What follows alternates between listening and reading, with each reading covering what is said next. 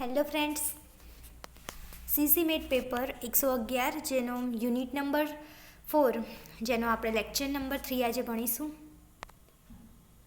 તો વિદ્યાર્થી મિત્રો, આપણે આગળ કોનનું એક ઇક્વેશન આપણે સાબિત કરી ચૂક્યા છીએ. પછી સ્પિયરના એક્ઝામ્પલ, સ્પિયરનું ઇક્વેશન, આ બધું આપણે ભણી ગયા આગળના બે લેક્ચરની અંદર.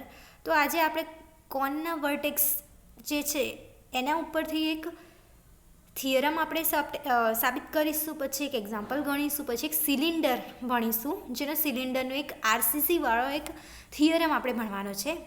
તો આજના લેક્ચરની અંદર આપણે થિયરમ ભણીશું આરસીસી વાળો, અને આ કોનનું જે છે એક એક્ઝામ્પલ અને થિયરી આપણે સાબિત કરીએ. ઇક્વેશન આપણે સાબિત કરીશું. Obtain the equation of right circular cone having vertex alpha beta gamma and axis x minus alpha by l equal to y minus beta by m equal to z minus gamma by n and semi vertex angle theta. તો અહીંયા આપણને એક equation આપણે સાબિત શોધવાની કીધી છે જે રાઇટ સર્ક્યુલર કોનની અંદર વર્ટેક્સ આપ્યું છે, એટલે કે જે બિંદુ છે. તો અહીંયા પહેલાં કોન દોરી દઈએ, બરાબર છે. શંકુ દોરીશું અહીંયા. કોન એટલે કે શંકુ દોરતા આપણને જે શંકુનું જે બિંદુ છે, વર્ટેક્સ છે, એ આલ્ફા બીટા ગામા આપ્યું છે. અહીંયા જે આપ્યું છે એ જ આપણે લખવાનું છે, આલ્ફા બીટા ગામા. અને બીજું શું આપ્યું છે, એને જે સેમી વર્ટેક્સ એંગલ આપ્યો છે એ જે છે થીટા છે. અને એના ઉપરનું એક બિંદુ હશે જે PXY Z હશે. આના ઉપરથી લખી શકાય, જેને અક્સિસ ઉપરથી લખી શકાશે. એમાંથી જે નીકળતી જે અક્સિસ છે એની અંદર એ અક્સિસની જે એક કોનના અક્સિસનું જે બિંદુ છે એ એલિમેન્ટ છે, દિશા જે છે એની એ દર્શાવે છે. અને PXYZ એના ઉપરનું આ વર્ટેક્સ છે. આ અક્સિસ આપણને કઈ આપી છે, x minus alpha by L equal to y minus beta by M equal to z minus gamma by N. Here theta be the angle between axis of the cone and given straight line.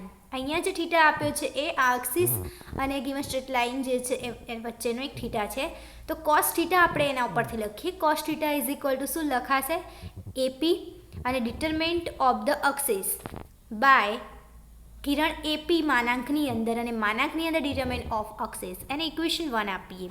હવે AP જે છે, AP બરાબર શું લખાશે, એ અને પી આપણે શોધતા શીખી ગયા છીએ. એપી કિરણ આપણે શોધવું હોય તો એને કેવી રીતે લખાશે, alpha minus X minus alpha તરીકે લખાશે. પછી બીજો આવશે Y minus beta Z minus gamma. તો એપી કિરણ is equal to X minus alpha Y minus beta Z minus gamma. Determination of axis equal to LMN થશે, LMN થશે. તો કોસ થીટા બરાબર હવે અહીંયા શું લખીશું, અને ડિટર્મિનેન્ટ અક્સિસ શું થશે, LMN થશે. આ જે LMN છે એને આપણે ડિટર્મિનેટ કહીશું. તો જે ઇક્વેશન આપી છે એના ઉપરથી તમે લખી શકો છો કે LMN જે છે એ ડિટરમિનન્ટ અક્સિસ થશે, અને જે આ આપ્યું છે X minus alpha Y minus beta Z minus gamma એ એપી કિરણ થશે. So cos theta is equal to એ જે કિંમત આવી એ મૂકી દઈશું. એપી કિરણની જગ્યાએ X minus alpha Y minus beta Z minus gamma LMN એને માનાંકમાં લખ્યું બંનેને, બરાબર. તો હવે cos theta is equal to X minus alpha એટલે આગળ એલ વડે ગુણાશે, તો L X minus alpha plus M Y minus beta plus N Z minus gamma એવી રીતે લખાશે. આને માનાંક છોડીએ તો એના વર્ગમૂળની અંદર લખાશે અને અંદરના પદોનો સ્ક્વેર થઈને સરવાળો થશે. તો વર્ગમૂળ એક્સ માઇનસ આલ્ફાનો સ્ક્વેર પ્લસ વાય માઇનસ બીટાનો સ્ક્વેર પ્લસ ઝેડ માઇનસ ગામાનો સ્ક્વેર. એવી રીતે LMN જે છે એ પણ માનાંકમાં છે, તો માનાંક નીકળશે તો એનો વર્ગમૂળ કરવામાં આવે તો કેવી રીતે લખાશે, વર્ગમૂળની અંદર L square plus M square plus N square. બંને સાઈડ હવે સ્ક્વેર લઈ લઈએ તો કોસ સ્ક્વેર થીટા થશે. અહીંયા સ્ક્વેર લેતા આપણને શું મળશે, વર્ગ થઈ જશે ઉપરના પદનું. હવે નીચેના પદમાં સ્ક્વેર લઈએ તો વર્ગમૂળ નીકળી જશે, એટલે કે શું મળશે, ખાલી એક્સ માઇનસ આલ્ફાનો સ્ક્વેર પ્લસ વાય માઇનસ બીટાનો સ્ક્વેર પ્લસ ઝેડ માઇનસ ગામાનો સ્ક્વેર અને L square plus M square plus N square મળશે, બરાબર.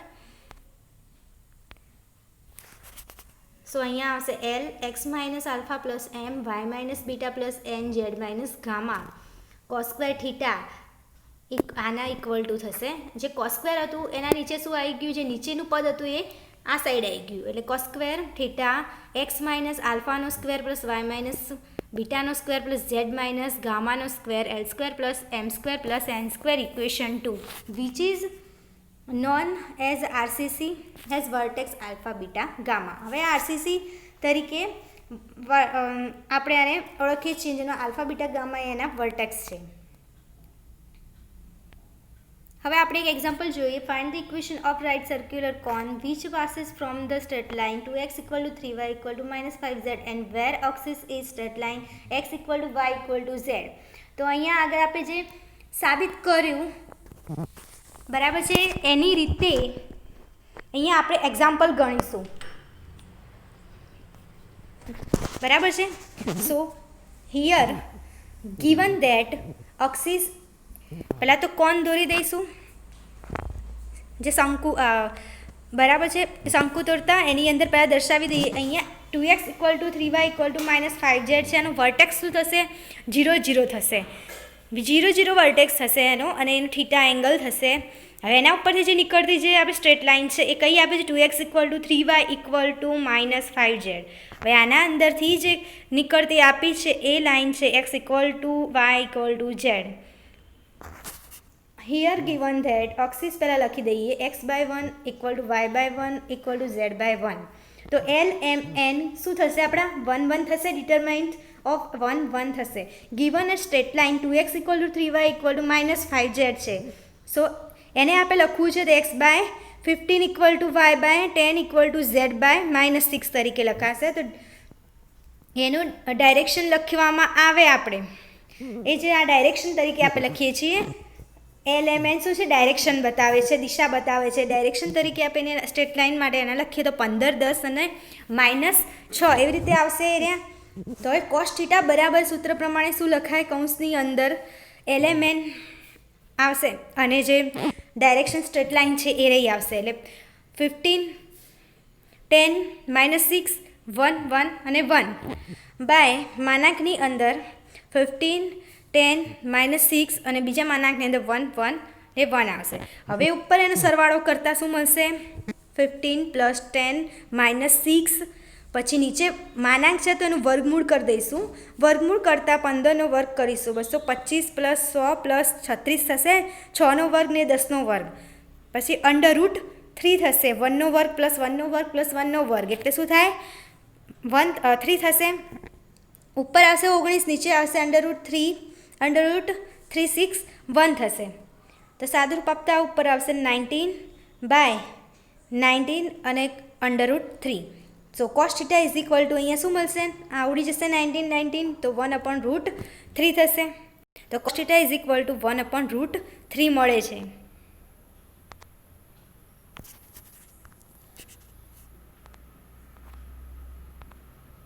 So the equation of having vertex 0 0 lx + my + nz² = x² + y² + z² l² + m² n² અને cos² θ છે બરાબર છે. એના ઉપરથી l બરાબર l કેરેટ બાય માનાંકમાં l કેરેટ. l એટલે આપણા જોડે કેટલા દિશા કઈ હતી? 1 1 થી 1 બાય માનાંકમાં 1 1 એટલે ઉપર આવશે 1 1 1/√3 1/√3 1/√3 આવશે. હવે આ 1/√3 એટલે કે તમારા માટે એલિમેન્ટ થશે. તો એવી રીતે જ્યાં એલિમેન્ટ દેખાય છે અહીંયા ત્યાં આગળ આ કિંમત મૂકી દઈશું ઉપરની ઇક્વેશનની અંદર. કિંમત મૂકતા આપણને સાદુરૂપ આપતા 1/3 x + y + z² = x² + y² + z² 1/3 આવે છે.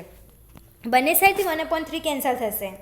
સો શું મળશે? x + y + z² = x² + y² + z². તો અહીંયા x² + y² + z² બરાબર x + y + z એનો સ્ક્વેરનું સૂત્ર કયું આવશે? પહેલાંનો વર્ગ બીજાનો વર્ગ ત્રીજાનો વર્ગ પછી નિયમના 2 પહેલું પદ બીજું પદ +2 બીજું પદ ત્રીજું પદ એવી રીતે આપણે ગણીશું. તો એવી રીતે ગણતા x² + y² + z² + 2xy + 2yz + 2zx = અહીંયા શું લખાશે? x² + y² + z² છે. તો x² + y² ને z² રાઈટ સાઈડ પણ છે લેફ્ટ સાઈડ પણ છે. તો બંને સાઈડથી ડિલીટ થઈ જશે. સો 2xy + 2yz + 2zx = 0 xy + yz + zx = 0 આપણને મળે છે. એટલે આગળની જે આરસીસી વર્ટેક્સ આપણા જોડે હતું એના ઉપરથી આપણને આ લાઈન ઇક્વેશન મળે છે.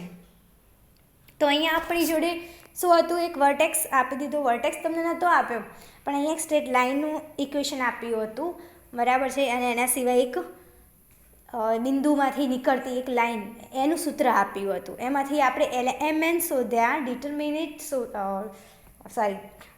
ડાયરેક્શન શોધી, બરાબર. અને એના ઉપરથી પછી આપણે એક્ઝામ્પલ ગણ્યું. નેક્સ્ટ હવે આગળ જોઈએ તો આપણે આગળ કોનનો એક એક્ઝામ્પલ જોયું, જે RCC વાળું એક ઇક્વેશન સાબિત કર્યું હતું એના ઉપરથી. હવે આપણે સિલિન્ડર જોઈએ. સિલિન્ડરનું RCC ઇક્વેશન આપણે આજ સાબિત કરીશું. તો ઓબ્ટેન ધ ઇક્વેશન ઓફ RCC. તો અહીંયા સિલિન્ડર દોરીશું પહેલાં તો, એટલે કે નળાકાર. એનું વર્ટેક્સ છે આલ્ફા બીટા ગામા, એનો ખૂણો છે થીટા. અહીંયાથી જે ઉપર P બિંદુ છે XYZ છે, અને અહીંયા M છે, આ એક્સિસ છે વચ્ચેની, બરાબર. તો x minus alpha by L, y minus beta by M, z minus gamma by N તરીકે આપણે લખીશું. સો હવે સાઇન થીટા અહીંયા લખીએ છીએ, પહેલાંમાં કોસ થીટા લખતા હતા, તો એ સાઇન થીટા લખતા આપણને શું મળશે, સાઇન થીટા એટલે સામેની બાજુ ભાગ્યા કર્ણ. તો sine theta is equal two PM સામેની બાજુ ભાગ્યા કર્ણ કયો આવશે, AP. સો PM એટલે R, AP આવશે અહીંયા. સો R is equal to AP dot sine theta તરીકે લખી શકાય. Here sine theta is equal to AP Kiran cross direction કઈ થશે, LMN બાય માનાંકની અંદર AP કિરણ પ્લસ માનાંકની અંદર LMN. આ સૂત્ર છે, જેમ કોસ થીટા માટે હતું એવી રીતે. સો હિયર AP કિરણ બરાબર આપણે શોધીશું, તો શેના ઉપરથી શોધીશું, આ એક્સિસ છે AP કિરણ, આ A અને P, એના ઉપરથી શું મળશે આપણને, AP કિરણ મળશે. તો x માઇનસ આલ્ફા તરીકે આપણે લખીશું, y minus beta, z minus gamma, માનાંક AP કિરણ ઇઝ ઇક્વલ ટુ AP.